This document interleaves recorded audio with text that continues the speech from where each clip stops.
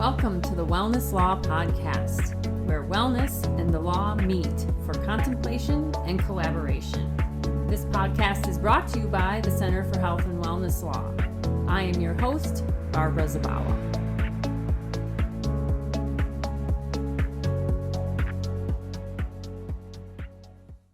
Welcome to the Wellness Law Podcast, Benjamin Emmert-Aronson. I'm so happy that you are here, everyone. Please meet Benjamin Emmert-Aronson, who is a co-founder of Open Source Wellness. And we're going to talk about what that is in a moment. But a little bit about his background. He is a PhD. He's a clinical psychologist, researcher, and advocate. Oh gosh, he got his MS in statistics from Columbia University, his PhD in psychology from Boston University. He helped co-found Open Source Wellness about 10 years ago, I think, in 2016. 10 years ago this year. Yeah. And again, he's going to tell us what that is in a moment, but he's a national speaker. He is just a mover and a shaker. And I'm so thrilled that he is here on the Wellness Law Podcast to tell us about the great work he's doing in what I call wellness justice through open source wellness. So welcome, Ben. Thanks so much, Barbara. Pleasure to be here. All right, let's jump in. What is open source wellness? You bet. So my co-founder, Elizabeth Markle, and I are both psychologists, and we started out in primary care mental health integration. And so that's where we, as psychologists, were sitting in primary care talking with lots of folks about their health. And what we saw was over and over, people would make what we now call behavioral prescriptions. So they would say to patients, you need to eat better, you need to exercise more, you need to reduce your stress, get some meaningful social support in your life. All really good things. But then what we saw is there was a real bifurcation of outcomes. So for our folks with a certain amount of socioeconomic privilege, they were able to access the resources to actually make these changes in their lives.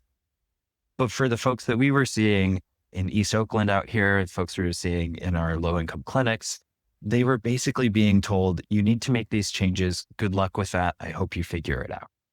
And there was just no structure or support for them to do that, particularly if they're living in a food desert, if they're working multiple part-time jobs, if they can't access some of these same things that I, as a psychologist, knew were really necessary for behavior change.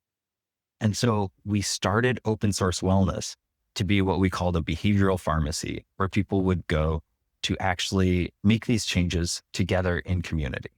Because making change is hard enough on our own, or hard enough in general, almost impossible to do on our own. We really started out being that behavioral pharmacy, partnering with low-income clinics where we would run groups to deliver on these behavioral prescriptions in interactive ways altogether. So we would start out each 90-minute weekly group with some fun, playful movement. We would do some mindfulness. We'd do an interactive lesson around health and well-being, and then everyone would split into small groups to do small group health coaching. And half a dozen patients with each health coach. And then we also paired these with a provider from the clinic to do a group medical visit. So people were getting really high continuity care from their clinical provider, and then also getting fun, vibrant, actual healthcare, right? Exercise, good food, stress reduction, the things that really underpin our health and well-being. So that was the first stage of open source wellness, where we were doing this in direct service way in partnership with low-income clinics. And then the second stage has been the last 3 years now. We have been partnering with YMCAs all around the country to train them how to do this work. So that instead of this being a demonstration project out here in the San Francisco Bay Area, we're now working with YMCAs in Minneapolis, Minnesota, in Baltimore, Maryland, down in Florida. The San Diego Y and the LA Ys have been great partners in this. And so we just see this real expansion and growth in the number of places we are, but also the number of people that have access to this kind of work. Because as you were saying, that access is so vital here. Yeah. Tell us how that partnership with YMCAs work. This is really fascinating to me because, if you were going to plug in to the community, the YMCA seems, a natural partner. Their mission is to bring wellness essentially and community to their local communities. So how Yeah. does it work in practice? Incredible partners in this work. The Ys have been around hundreds of years now. I think in mid 1800s, if I remember right. And it's just, they have such deep roots in all of these communities. And so the idea of us going into a community and saying, we're here with some things that you should do is ridiculous. But the Ys, they have that deep trust that's just built over decades and decades in their communities.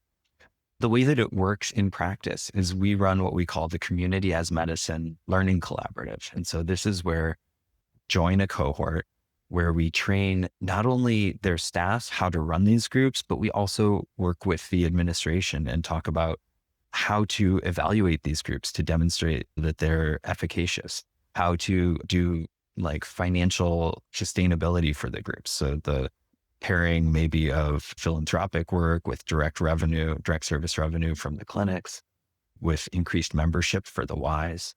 We talk about how to set up referral partnerships with the clinics in their area. Okay. All right. That was the missing piece. So CERT may still be involved, like federally, you may become aware of this YMCA program that you've Yeah, helped train the staff at the YMCA to conduct. And yeah. so they'll send their patients to their local Y to get involved with this program.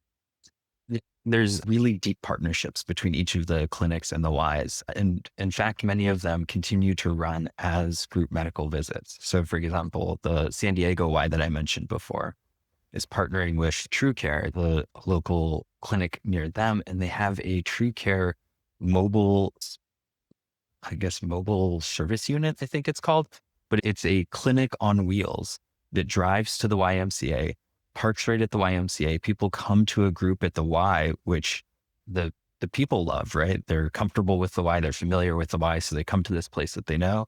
They pop out the door into the parking lot. They see the doctor that they have been seeing for their clinical care, come back into group, and it's this really seamless partnership that they've put together there. Great. So is anybody really eligible for these open source wellness groups, or are you targeting people with certain risk factors, for example? Like who gets referred? Sure. So these groups are what are called transdiagnostic. So instead of having a diabetes group or a depression group, they're open to all people who have different challenges and different risks. And I think it's a place that we have historically missed when we try to target just a specific diagnosis. We lose out that comorbidity is the rule rather than the exception. That most of us don't have one challenge and then everything else is great. There are multiple things going on in our messy human bodies. Mhm. And so by having these transdiagnostic groups, we really address the wide range of the human experience. And it also, particularly helpful around disorders that still have some stigma, right? We still see folks less likely to seek treatment for mental health concerns than for physical health concerns. It's actually why Liz and I were originally in primary care mental health integration is folks who'd come into their primary care doc and say, I don't know what it is. Something must be wrong with me. I'm just more tired than usual. I don't have the same energy or the same bumps that I used to have. Run some blood work, find out what's wrong with me. And often folks they were struggling with depression. And so we were able to make that link. Similarly, in these groups, folks may be more open to being referred for a diagnosis of diabetes or heart disease than of depression or anxiety. But then once they get to the group, all of those pieces are being addressed together. Nice. So who's doing the group medical visits? You said it's their primary care doctor? It's their actual Yeah. CP? Yeah, so we have groups are being run both by primary care docs and nurse practitioners. And these patients are getting continuity of care where they're seeing the same provider every week for a 12-week group. And so instead of this provider trying to catch up on 6 months or a year worth of challenges in a short 15-minute visit, which we all know is impossible, they're able to actually track people week to week. It's been great for like medication compliance and then also for like identifying side effects that are happening or slight changes. People are able to really dial in patients' care because you see each week what's happening, and you're able to follow up with people in a really personalized way. Oh, that's great. So, one of the questions I'm burning to ask is as you're working with these groups of individuals who have challenges in the behavior prescriptions, and you stumble in these groups, if whether it's the Y who's implementing the groups after you've been training them, or the clinic that you guys have, or I shouldn't say clinic, because you don't call them clinics, you call them We just see groups. groups that you learn about maybe some social determinants of how some barriers in their community, like, oh, we're supposed to eat more healthy food, but we live in a food desert, or, we're supposed Mhm. to go out walking but we don't feel safe in our neighborhood. How are you, if at all, addressing those kinds of more environmental factors? So this has been a great thing. And I'm going to differentiate a little bit between the direct service work that we're doing and the partnerships that we've had with so in our direct service work here in the Bay, we've worked with Recipe for Health, which is an Alameda County government agency that's put together this really nice partnership with us and then Farm Fresh to You, which provides organic, regeneratively grown produce boxes to all of the participants of our groups. And then also Alameda Alliance of Health, the managed Medi-Cal insurer for our area. And so we're able to get insurance reimbursement that is supporting both the produce that folks are getting, which helps address the food deserts that they're living in, and then the health coaching, which provides structure and support around making and meeting the goals that matter most to these patients. And then we've got Recipe for Health really like navigating that whole thing because our healthcare system is complex. And so it's been a real boon to have someone who can handle the administrative side of this and really make these partnerships go. Yeah. So that's on the direct service side. Do you know if the whys are how, if and how they are Yeah. addressing social determinants of health that maybe they become aware of through their programs? Yeah. So I think our Ys are really some of the outstanding leaders in social determinants of health, right? They take care of folks from the youngest ages. I was in a YMCA summer camp when I was a kid, up through our seniors and doing both like fall prevention and senior specific classes like that, but then also addressing the social isolation and loneliness that we've seen, that we've heard from our Surgeon General, that we've got the epidemic that, and we now have the research behind that showing that social isolation is as bad for our health as smoking is. And so I've really seen them bring together a real broad range of resources, both around nutrition, around social connection, to really support people in their communities. And as I said, the Ys have been embedded in these communities for so long that they really have the access to resources and the partnerships that go beyond anything that we could have hoped to do on our own. I see. So they're already experts in addressing some of those barriers. So, Absolutely. okay. Another aspect that you haven't talked about, but I saw through you looking at your website, is you guys also, in addition to partnering with YMCAs, you also help with corporate wellness programs, employer programs. So, could you talk a little bit about what you're doing in that space? We've done a number of programs over the years, particularly like large employee offsites where we come in and run an event for companies. So we had worked with Genentech for their employee offsite. We've got a great partnership with Chubb Insurance to support their staff. And they're also our annual Walk with OSW presenting sponsor. Oh, Yeah. But mark your calendar. Next May will be at Lake Merritt here in the Bay. And so what we do there is we put together these large one-time events for staff where they really dive deep into both the things that are true for them currently. So where am I? And then how does that compare to where I want to be? And then and get connected with the drivers for them, the real desires, kind of the North Star goal, we might say in the coaching language of where they're mhm. hoping to go. Okay. So you're doing corporate events, like one-time events to help employees figure out like their help them achieve goals, personal goals. Yeah. Help And support so, oh, go ahead. I was just going to say help support them with both physical and mental health goals. And then it really is something that then also helps make the rest of our work possible because as you might imagine, like healthcare in low income clinics is not the path to becoming rich.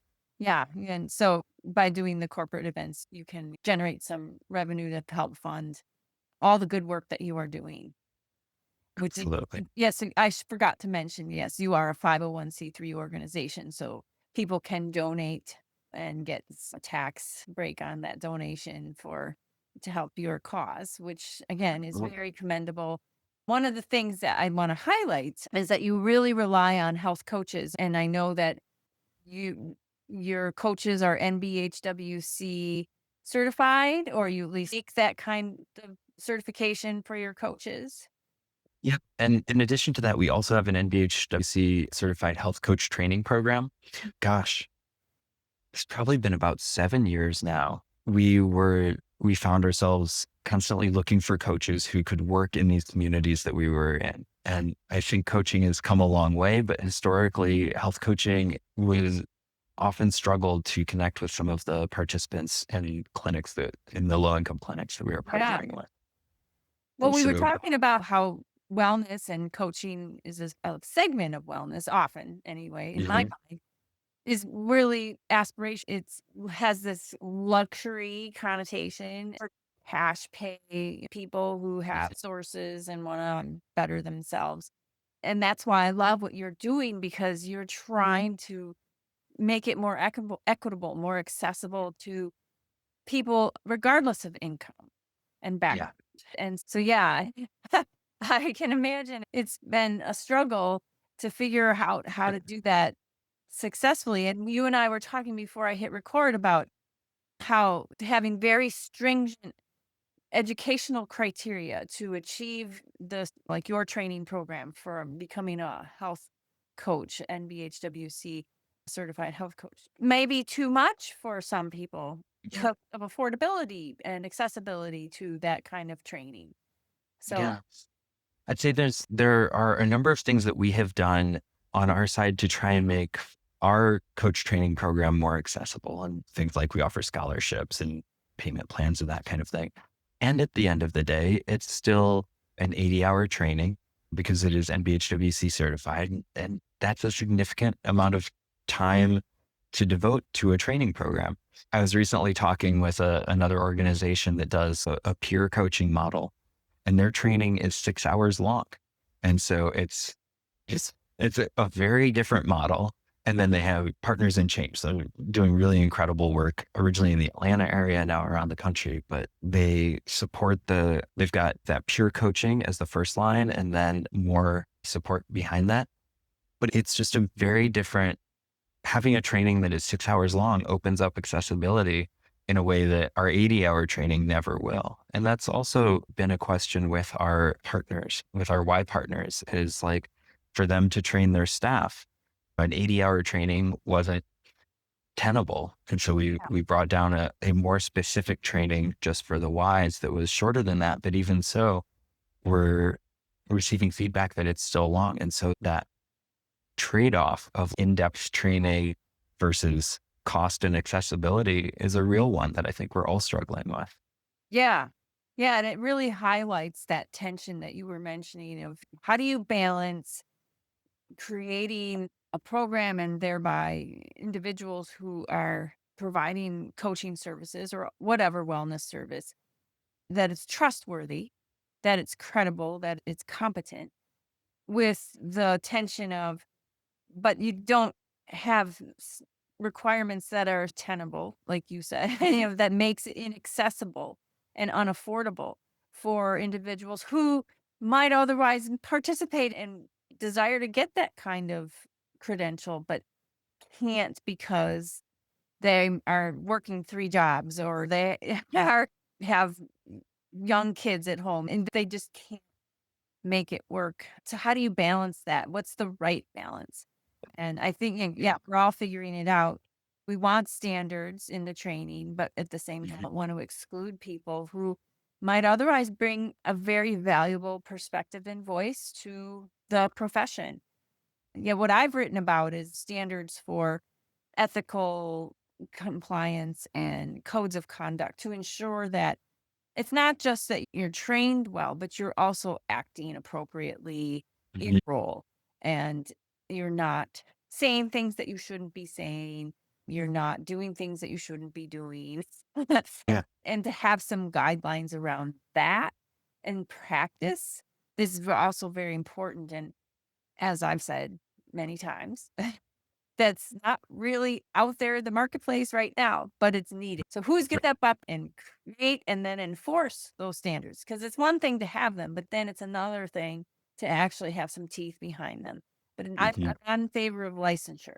I don't want to have a state licensing board saying, here are the standards, and if you don't meet them, you're not going to get a license or we're going to take it away. Because that, again, leads to accessibility issues that Mhm. we're trying For to sure. address. I think it's a place your work really stands out because there's that level of kind of accessibility and credentialing. What I hear you advocating for is clear codes of conduct and ethics and helping to define scope. And these are things that coaches struggle with every day, right? Or I have heard over and over from coaches who are like, what can I do and can't I do? And so by providing these guardrails, you're really addressing some of the questions that are at the top of coaches' minds and that make this work so difficult when it's unclear. Yeah. We operate in a gray area, a gray legal Yeah. area. I hear Yeah. that a lot. And there's pros and cons to it. Yeah. Sometimes we just focus on the cons, but there's some advantage to being under the radar of the licensing boards and trying to create this profession, this work without being scrutinized and under the microscope so much by governing bodies. And but at the same time, there has to be some structure. And so I'm calling on the industry itself to step up and create that structure somehow. Hopefully, by continuing to talk about it and present and write about it someday, maybe that will happen. Hey, I'm just so excited for what you guys are doing.